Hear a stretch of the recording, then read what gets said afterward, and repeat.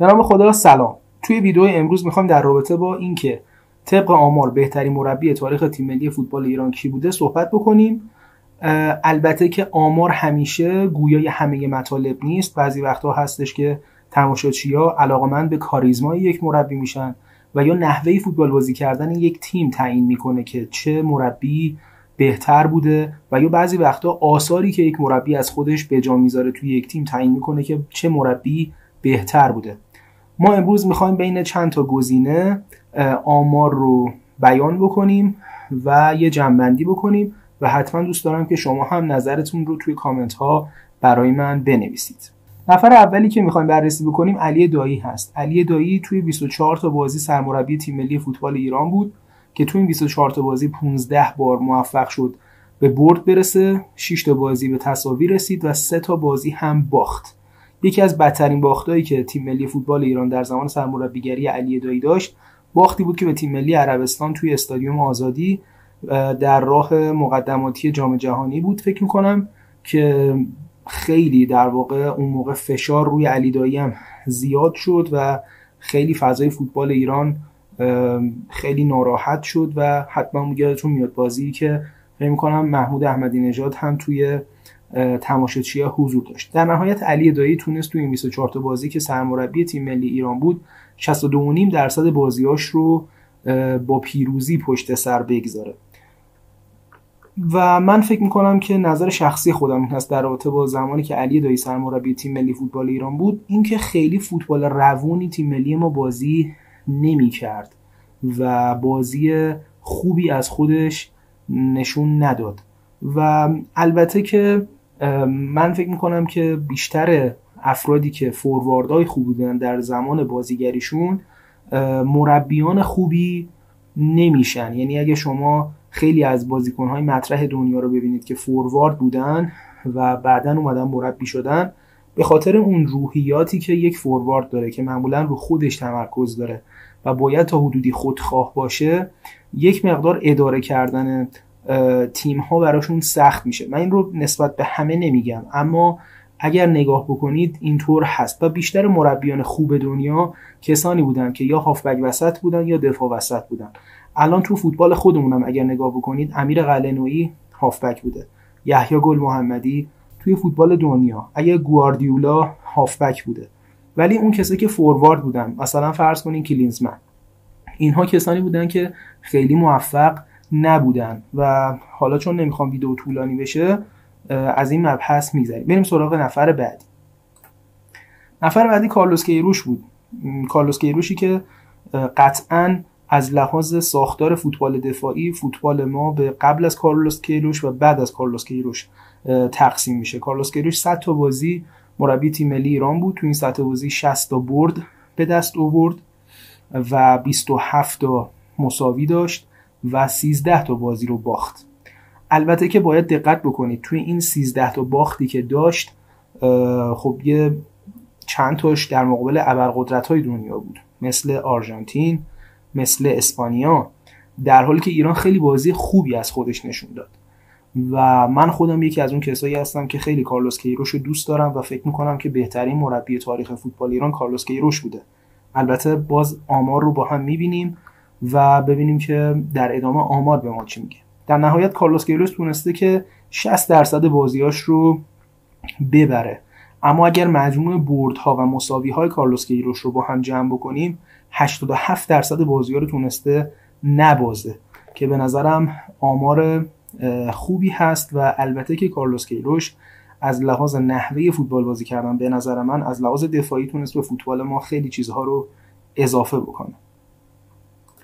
نفر بعدی برانکو ایوانکوویچ هست، کسی که به نظر من عمده محبوبیتش در فوتبال ایران رو مدیون زمانی هستش که سرمربی پرسپولیس شد و تونست 3 بار قهرمان لیگ ایران بشه.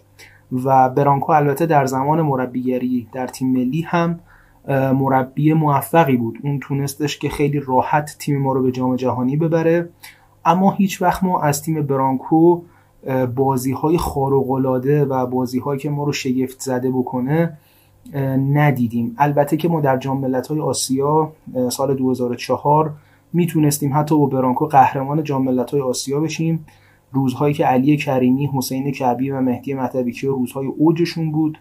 اما خب با ناداوری ما در مقابل چین از بازی‌های جام ملت‌های آسیا حذف شدیم. برانکو ایوانکوویچ 57 بازی سرمربی تیم ملی ایران بود، 34 بار تونست به برد برسه، 11 تا مساوی داشت و 12 بار باخت. اگر یه مقایسه بین با آمار برانکو و کیروش داشته باشیم، کیروش توی 100 تا بازی 13 تا باخت داشت و برانکو توی 57 بازی 12 تا باخت داشت که این نکته مهمی هست.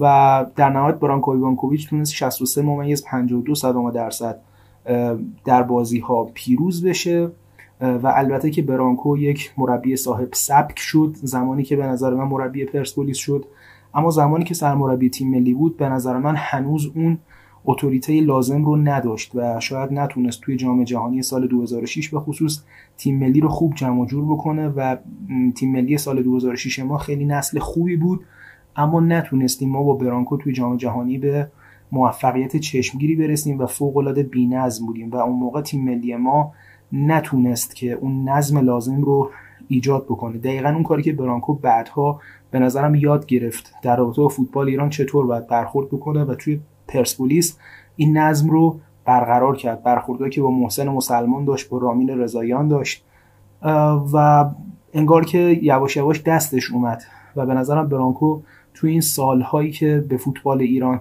رفت آمد کرد دائما پخته تر شد و شاید اگر دوباره یه روزی بتونه تو فوتبال ایران به سرمربیگری تیم ملی برسه بتونه که آمار بهتری رو از خودش نشون بده. یکی از مربیان جالبی که تو تیم ملی ایران اومد افشین قطبی بود که توی 30 تا بازی مربیگری کرد، 16 تا بازی رو فقط تونست ببره، 6 تا بازی رو مساوی کرد و 8 تا رو باخت و در مجموع 53.33% بازی‌ها رو تونست ببره. من چیزی که از زمان افشین قطبی یادم میاد این بود که افشین قطبی توی تیم ملی سعی می‌کردش که کاری رو بکنه که تا حالا مربیان ما نکرده بودن. یعنی فوتبالی که زمان افشین قطبی تیم ملی ایران بازی می‌کرد این بود که خیلی سعی می‌کرد زیاد پاسکاری بشه، تعداد زیادی به هم دیگه پاس داده بشه، اما به هر حال اون هم نتونست توی ایران خیلی موفق بشه. ولی من یادم میاد که حتی زمانی که ما با افشین قطبی مقابل برزیل داشتیم بازی می‌کردیم، بازیکنای ما خیلی تلاش می‌کردن به هم دیگه زیاد پاس بدن که این خودش نکته جالبی بود. شاید اگر افشین قطبی میتونست به طور طولانی تری در فوتبال ما باقی بمونه میتونست آمار بهتری رو هم از خودش خلق بکنه و کسی بودش که به نظر من زود از دستش دادیم. و نفر بعد دراگان اسکوچیچ، شاید بتونیم بگیم مظلوم ترین مربی که اومد به ایران و خیلی واقعا بهش ظلم شد. کسی که تونست تیم ملی ایران رو در یک شرایط بحرانی به جام جهانی ببره، در شرایطی که ما زمان مارک ویلموت توی رقابت‌های در واقع پیش مقدماتی جام جهانی گیر کرده بودیم، اومد ما رو نجات داد و تونست توی 17 تا بازی که مربی تیم ملی بود 15 تا بازی رو ببره، یه بازی رو مساوی کنه و فقط یه بازی رو باخت و در مجموع دراگان اسکوچیچ تونست 88% بازیاش رو ببره و زمان اسکوچیچ تیم ملی بازی روونی هم نسبتا از خودش نشون میداد و تنوع تاکتیکی خوبی رو از خودش نشون میداد ولی متاسفانه این مربی ضعفی که داشت این بودش که نتونست اون حاشیه‌های لازم رو کنترل بکنه و شاید حاشیه‌ها که تو تیم ملی زمان اسکوچیچ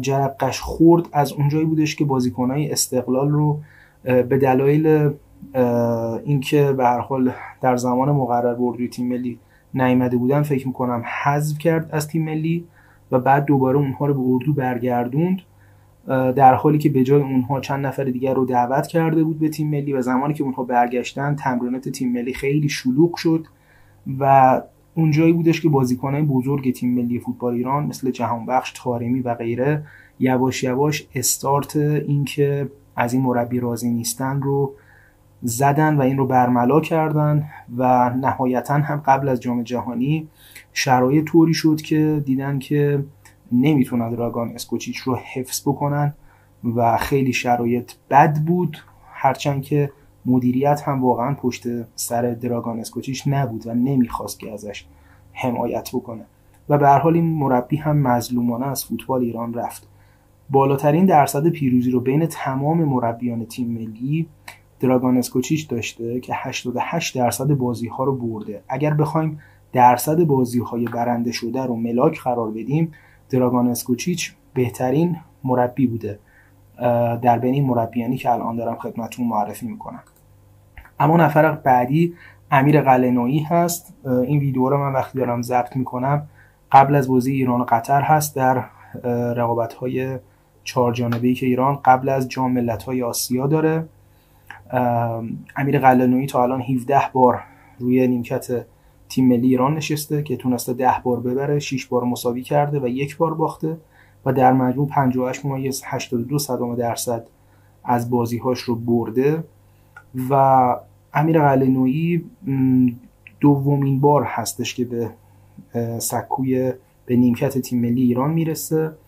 در زمان گذشته که سرمربی تیم ملی ایران بود میتونیم بگیم که فوتبال بدی ایران بازی نمی‌کرد، اما خیلی هم جالب نبود و ما در نهایت در مقابل کره تو جام ملت‌های آسیا حذف شدیم.